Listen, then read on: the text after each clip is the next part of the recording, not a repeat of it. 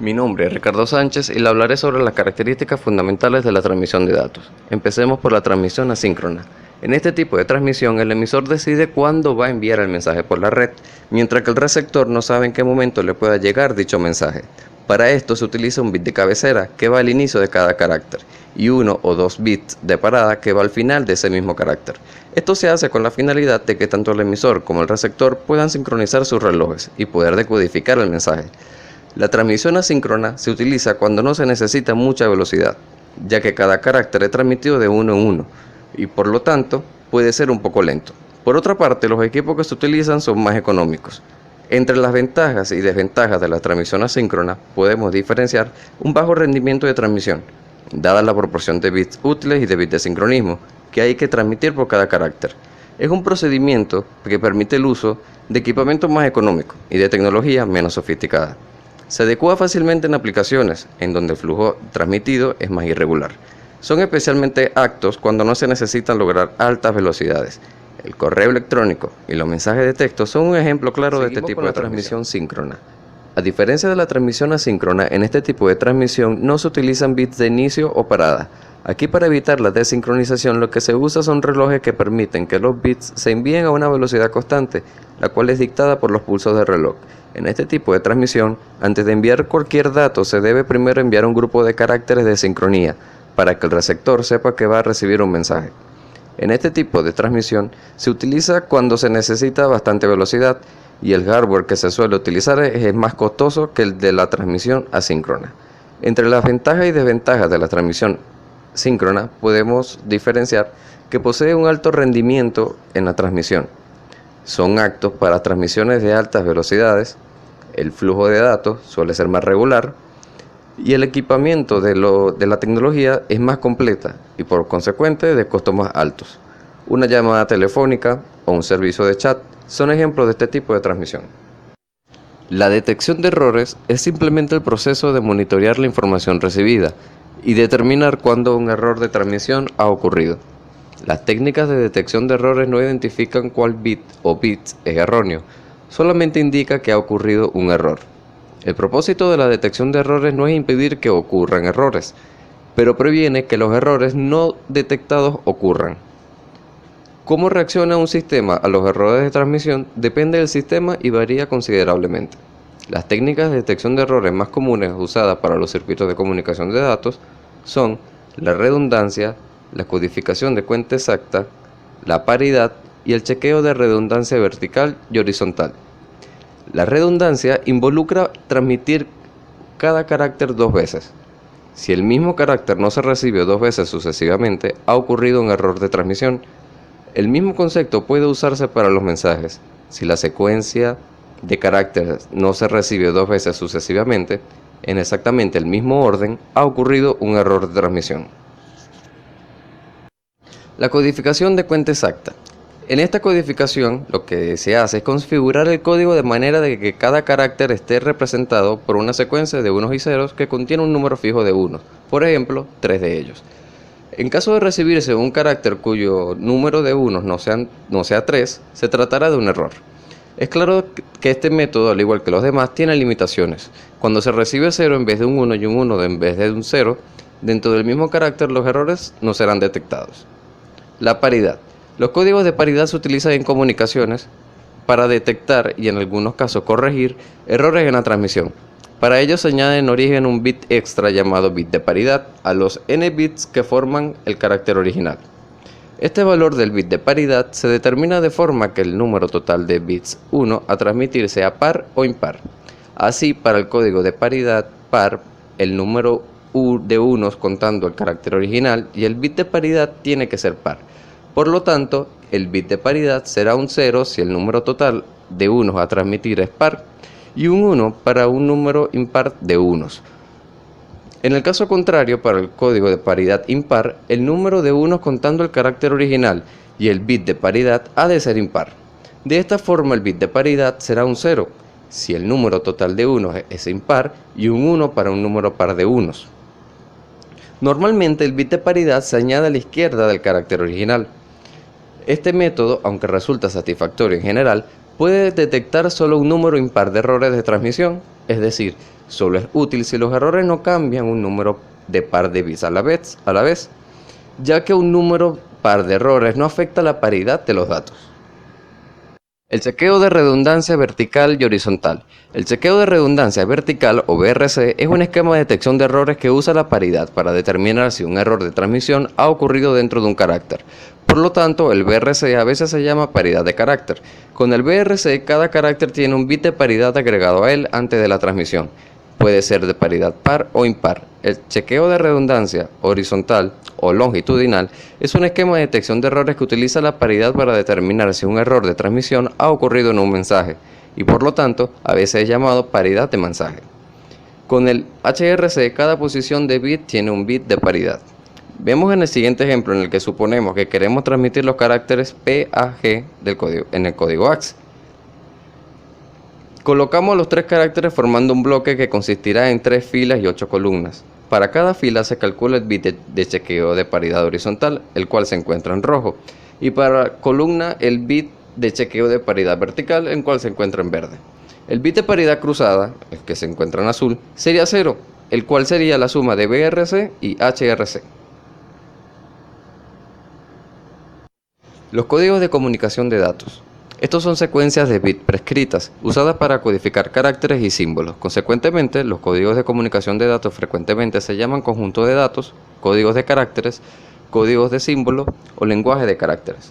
Los tres conjuntos de caracteres más comunes utilizados actualmente para la codificación de caracteres son el código Baudot, el código estándar americano para el intercambio de información o código ASCII y el código de intercambio decimal codificado en binario extendido. El código Baudot fue el primer código de caracteres de tamaño fijo, denominado así por su inventor Émile Baudot.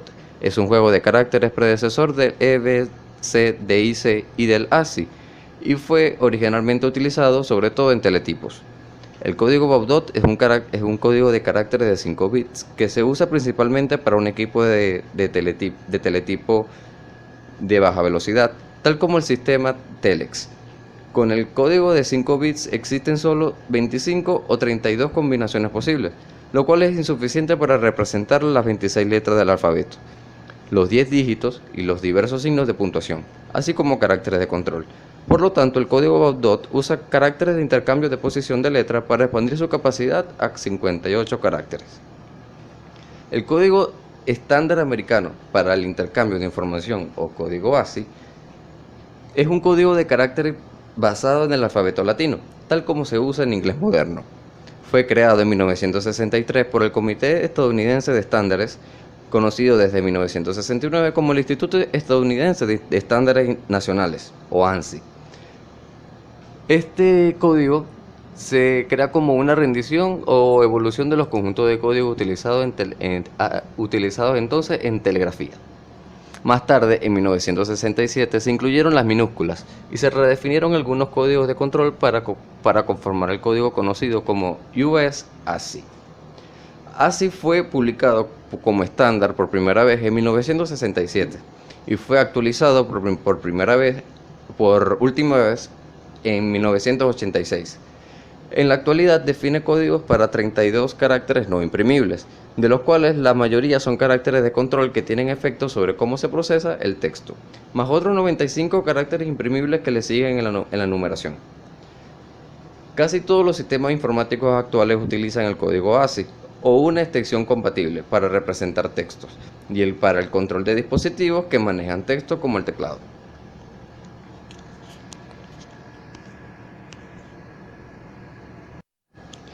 El código de intercambio de decimal codificado en binario extendido es un código estándar de 8 bits usado por computadoras mainframe IBM. IBM adaptó este código de tarjeta perforada de los años de 1960 y lo promulgó como una táctica Customer Control, cambiando el código estándar ASCII. Este código es un código binario que representa caracteres alfanuméricos, controles y signos de puntuación.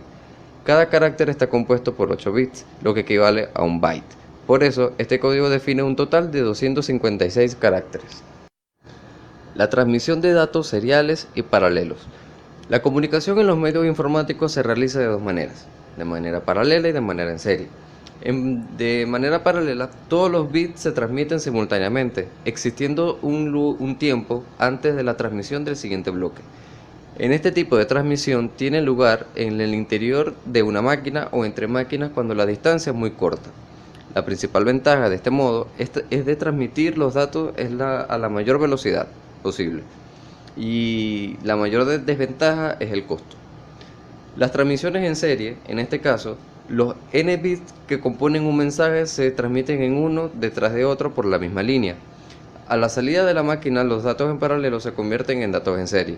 Los mismos se transmiten y luego en el receptor tiene lugar el proceso inverso, volviéndose a obtener los datos en paralelo. La secuencia de bits transmitidos es por orden de peso creciente y en general el último bit es de paridad.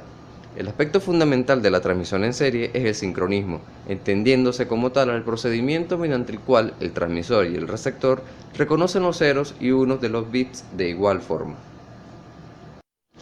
Ahora les hablaré un poco sobre los protocolos de transmisión de datos. En el primero de ellos se encuentra el Ethernet. La mayoría de los usuarios cuando hablan de redes hacen referencia a la red de área local, también conocida como LAN, pero ignorar que detrás de esta denominación se encuentra un estándar llamado Ethernet, el cual determina las particularidades físicas y eléctricas que debe poseer una red tendida con este sistema. También conocido como IEEE 802.3, esta norma define, además de las características eléctricas de longitud y diámetro de los cables, todos los elementos en juego dentro de una red, es decir, cómo debe ser conectado en cada escenario en particular y muchos otros parámetros. Los orígenes de la tecnología Ethernet se pueden rastrear prácticamente hasta principios de la década de 1970, siendo Robert Metcalfe, un ingeniero graduado del MIT, y la compañía Xerox los principales precursores de ella. En la actualidad es el método más simple, seguro y económico de montar una red entre computadoras, debido fundamentalmente a su flexibilidad, ya que entre otras características es posible utilizarse desde cable coaxial hasta fibra óptica para poder implementar una red con esta tecnología. La idea básica detrás del Ethernet es que todas las PCs dentro de una red envíen y reciban datos de una forma en que se evite cualquier tipo de superposición. Por ello que los datos que se envíen o reciben mediante este estándar deben ser fragmentados en fracciones más pequeñas y enviados a través de un método conocido como conmutación de paquetes. Otro protocolo de transmisión de datos es el ADSL y XDSL. Se conoce como XDSL a la familia de tecnologías de acceso a Internet de banda ancha basadas en la digitalización del bucle de abonado telefónico o el par de cobre. XDSL es un medio para proporcionar conexiones de alta velocidad a través de cables de cobre instalados. La principal ventaja de XDSL frente a otras soluciones de banda ancha como cable módem o fibra óptica entre otros es precisamente la reutilización de infraestructuras ya desplegadas. Por tanto, son más baratas al estar parcial o totalmente amortizadas y con gran extensión entre la población. El funcionamiento de este protocolo se basa en la conversión del par de cobre a la red telefónica básica en una línea digital de alta velocidad, capaz de soportar servicios de banda ancha, además del envío simultáneo de voz. Para lograr esto se emplean tres canales independientes, dos canales de alta velocidad, uno de recepción de datos y otro de envío de datos. El último canal para la transmisión de voz. Para poder ofrecer servicios de voz compatibles con los terminales telefónicos convencionales, los usuarios deben disponer de unos dispositivos denominados splitter o microfiltros, de paso bajo que se sitúan entre la toma de red telefónica y los equipos terminales, como el módem y el teléfono, para filtrar la voz de los distintos canales de datos. La jerarquía digital plesiócrona, conocida como PDH, es una tecnología usada en telecomunicación tradicionalmente para telefonía, que permite enviar varios canales telefónicos sobre un mismo medio, ya sea este cable coaxial, radio o microondas, utilizando técnicas de multiplexación por división de tiempo y equipos digitales de transmisión. El SDH o la jerarquía digital síncrona es una de las tecnologías dominantes de la capa física de transporte de las actuales redes de fibra óptica de banda ancha. Su misión es transportar y gestionar gran cantidades de tipos de tráfico diferentes sobre la infraestructura física. Permite el transporte de muchos tipos de tráfico tales como video, voz, multimedia y paquetes de datos como los que genera IP. Para ello, su papel es esencialmente el mismo: gestionar la utilización de la infraestructura de fibra. Esto significa gestionar el ancho de banda eficientemente mientras soporta varios tipos de tráfico, detectar fallos y recuperar de ellos la transmisión de forma transparente por las capas superiores. Entre los tipos de conexiones que se pueden encontrar en un sistema SDH están los siguientes. La conexión unidireccional es una conexión de una vía a través de los elementos de la red SDH. Por ejemplo, enviar tráfico únicamente. Otro tipo es la bidireccional, el cual es una conexión de datos de dos vías a través de los elementos de red, teniendo funciones de envío y de recepción de información. Tenemos también el extrae y continúa, o drop and continue. Es una conexión en donde la señal es bajada a un tributario del elemento de la red, pero este también continúa por la señal de agregado hacia otro elemento de red. Este tipo de conexiones puede ser usado para difusiones y mecanismos de protección. Por último, tenemos este último tipo de conexión, que es el de difusión o broadcast. Es una conexión donde un contenedor virtual entrante es llevado a más de un contenedor virtual de salida. En esencia, una señal entrante al elemento de red puede ser transmitida a varios lugares desde el contenedor virtual. Este tipo de conexión puede ser empleado para difusiones de video, por ejemplo. Las ventajas de utilizar la tecnología SDH se radican en las altas velocidades de transmisión. Los modernos sistemas de SDH logran velocidades de 10 gigabits por segundo. SDH es la tecnología más adecuada para los backbones, que son realmente la superautopista de las redes de las comunicaciones actuales. Tenemos también otra ventaja, que es la función simplificada de inserción y extracción. Comparado con los sistemas PDH tradicionales, ahora es mucho más fácil extraer e insertar canales de menor velocidad en las señales compuestas SDH de alta velocidad. Ya no hace falta de multiplexar y volver a multiplexar la estructura plesiócrona, procedimiento que en el mejor de los casos era complejo y costoso. Esto se debe a que la jerarquía SDH todos los canales están perfectamente identificados por medio de una especie de etiquetas que hace posible conocer exactamente la posición de los canales individuales. Otra de las ventajas sería la alta disponibilidad y grandes posibilidades de ampliación. La tecnología SDH permite a los proveedores de redes reaccionar rápida y fácilmente frente a las demandas con sus clientes. Por ejemplo, conmutar las líneas alquiladas es solo cuestión de minutos. Empleando un sistema de gestión de redes de telecomunicaciones, el proveedor de la red puede usar elementos de redes estándar controlados y monitorizados desde un lugar centralizado. La fiabilidad. Las modernas redes SDH incluyen varios mecanismos automáticos de protección y recuperación ante posibles fallos del sistema. Un problema en un enlace o en un elemento en la red no provoca el colapso de toda la red, lo que podría ser un desastre financiero para el proveedor. Estos circuitos de protección también se controlan mediante un sistema de gestión. Esta es una plataforma a prueba de futuro. Hoy en día, SDH es la plataforma ideal para multitud de servicios, desde la tecnología tradicional, las redes RDCI o la telefonía móvil hasta las comunicaciones de datos.